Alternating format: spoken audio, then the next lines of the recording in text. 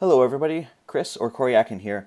I've got a shorter video for you today. I just wanted to explain how to use mid2CL, the app that can be used to convert MIDI files into clanlord notation so you can play the songs in-game. It's not entirely straightforward because it is a command line program, but fortunately once you know how to use it on one program or one platform, such as Macintosh like I'm using, Windows and other ones should be pretty straightforward as well. Alright, let's give it a shot. The first thing you have to do is format your piece for clanlord. This one was not, so it won't be entirely perfect, but hopefully it'll help out for it. It'll be a good example. This is a piano piece I wrote back in 2009 called Spring Showers. Yes, I stole the title. We all know from whom. Okay, so this piece uses a wide octave range on the piano. It goes down from the G below middle C all the way up to a D that's one, two, three, no, one, two, three, 4 octaves above middle C. So pretty far. This would never work on one instrument. It's just the notes would be too close together. So I'm going to try and do it as a duet. What that means is I'm going to have to separate the right-hand part, or top staff, and the bottom staff into two separate MIDI files. Because in the game, they would be played by two instruments, so they would be considered two entirely separate songs. All right. First off, we need to transpose this so that the lowest note is a C. And in this case, I think what we should do is use the... Well, let's take this G, and we'll transpose the whole thing up so that a C is our lowest note. In order to do that, select the whole piece, and let's transpose up a fourth. So now our lowest note will be a C. All right, that'll do. To separate the instrument or the hands, we actually just basically delete ones from the score. Here's our top part. You can see it gets really, really high, far higher than would be allowed in clanlord, but we'll deal with that later. Okay, we'll go up to File, Export, MIDI file.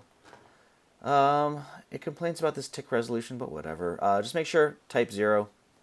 That's what mid2CL uses. Everything else here doesn't really matter. Okay. And Corey Spring Showers. This is the top hand, so let's maybe consider doing a lyra harp duet to get the larger octave range. Just make sure to save this. Now that we've done that, we'll undo, and this time we'll delete the top part. Goodbye. Alright. Looks fine. Obviously, pedaling doesn't work in-game, but it's not in this MIDI file anyway, so it wouldn't matter. Export. MIDI file. A lot of the troubles you may have just come down to making sure your file is set up right. If you've got notes shorter than the 16th note, results can be unpredictable, shall we say. Sometimes they end up being represented as one chord on top of itself, which is bad if it's 4 30-second notes that suddenly take no time at all. Basically, make sure your input is set up properly. All right, let's go into my folder here. Here's my two MIDI files. I'm just going to put them in the same folder as here to make things more simple. And let's try using the program. I'll open it up, and that's all that happens. The program tries to run and gives us that, and it's done. It didn't do what we wanted to. The reason why is you actually have to run it in terminal properly. In Finder, you can go, Utilities, open up terminal that way. I mean, our folder's already open, so it's fine. But in order to actually run it, let's open up a new window. Honk. There we go. All right, so the way to actually run it here is you can actually shortcut on Mac. You'd have to type in, I don't know if you can do this on Windows as well, but on Mac, you can actually just drag this onto the window, and it pops in the whole chain of text you need to lead to that app. Over here, you can see there's a bunch of options you can add. We won't worry about those just yet. That's in here. There's a space after it. Let's drag our MIDI file on here, and it automatically puts in the pathway to get there, and hit return and see what happens. All right. It tells us some information. Time 0. Unknown event token 20 ignored. I don't know what that means. But okay, current polyphony. 2. That means there's 2 notes at once, which can affect which instruments you can play this on. Tempo's fine. Basically, what happens here is we got this. Those are our notes. It says output macro version. That's up here. See how there's a text file now? It shows you all the text we've got here set up in macro format. I've had some issues with these macros not always being the right length to put into music folders, but that's a conversation for another time. Okay, so let's take this. Let's try putting it into mtooth and seeing what we get. That is not at all what we wanted. The reason why is this is way too high. We're going to need to use some of those arguments we talked about over here, some of these options, to get it going. Let's try this one more time. Drag this on here, app first. Okay, so it's got a couple of useful things. I'll draw your attention to -A. Auto transposes the lowest note found to low C. Very, very useful. Not in this case, because this is part of a duet. It shouldn't be the lowest note because this is the high part. Instead, we're going to use this one and transpose down by an octave. For those of you who are music theory buffs, you'll know that an octave has 12 semitones, or 12 steps, so a -12. Space after that, pop it on again, and let's give it a try.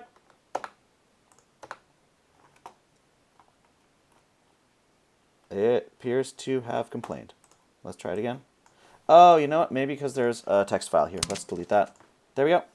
-T, -12, space. Drag in, and go. Still not good enough. Still too high. Let's do the same thing again, but try for 2 octaves this time. Okay. -T, -24 this time. Space, and let's see what we get. Oh, okay. So now we see notes in different octaves, which is a good sign. I'm a little bit worried because in this piece, we have some really high notes, even an octave higher than that. But let's just put it in here and see what we get. Oh, because of mtooth, we should put a little pause in beforehand, and let's go. That'll do. All right, let's try the other one now. Drag the app on first. Oh, and drag the harp on, and let's go. See what you get. There's a little pause at the beginning because it starts second, which is good. So this one actually starts in the middle octave. I worry that might be too high. Oh, you know what we can do? Let's do it this way. We're going to use -A. Pop that on there. -A will automatically transpose the lowest note, which we know is a C, to become the lowest C. So again, if it wasn't a C, then this might lead to a difference in keys between the two parts, which would be a disaster. But in this case, because our lowest note is a C, this should work just fine. And if I'm not mistaken, I think it did. Let's see. I'll make you a little bit bigger. Make you a little bigger. Band helper, you can come over here and go.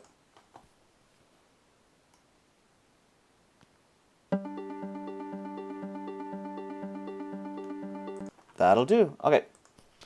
Let's pop the P4 on this part as well so that the parts line up, because they should be the same. They came from the same MIDI file. Let's play them together and see what we get. Oh. That is not the right one. I have to actually specify Untitled 2, Untitled 3. Good job, Corey.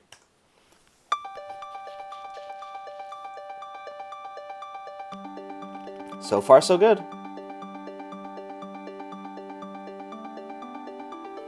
Oh, okay. Okay, so the problem here is this piece was designed, if you take a look over here, come back here, to be played by a piano part, 2 hands. In this case, the melody's in the lowest part here. It should be louder than what's happening above it, but because I didn't specify any dynamics, it's not. So let's try taking you down to here. Try taking you down to here. It might be too much, but let's just see what it sounds like.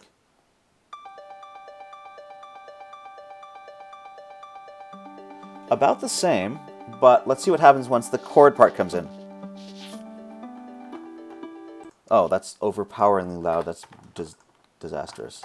Let's try 6 instead. Now, obviously, I would spend more time trying to tweak it so it's more musical and not so robotic. But for a start, it's not bad.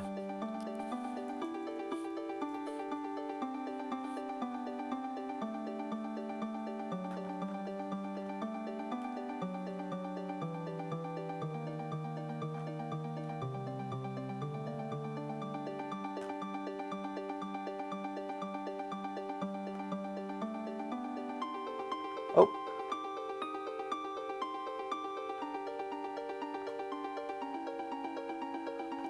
I should probably turn that into chords as well so that the melody is a little bit more obvious.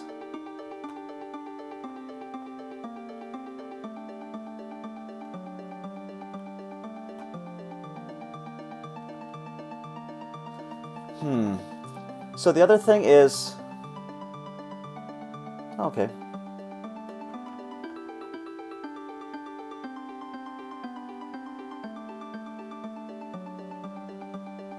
Oh, okay. I'll tell you in a second.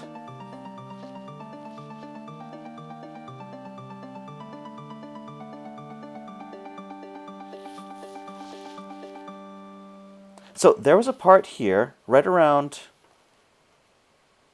Shoot, where did you go? There's a part in the middle where the lyre is supposed to go even higher, to a really, really high D. And in this version of it, it had to stay because it doesn't have the octave above the high octave. But it still worked, actually. That was not bad at all.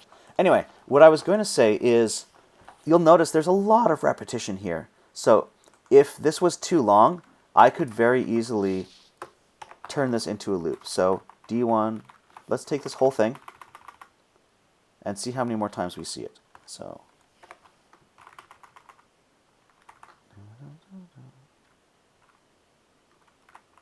oh. Yeah, sorry, there. Yep. 2, 3, 4, 5. So if I wanted to, I could just take this out, cut that out, put a 5 there, and it should play the same. Let's find out.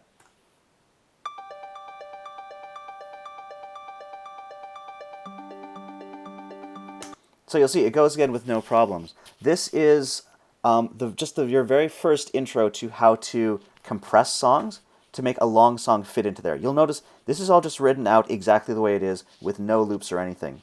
If your piece ends up being more than 5 parts long, it ends up not fitting in. So let's take a look here at the macro. 1, 2, 3, 4. So this one's actually okay. If it had more than these, that's when we would have a problem. You'd have to really start thinking about compressing. But again, that's a story for another time. All right, thank you very much. Enjoy it and hope it works out. If you have any questions, let me know. Bye.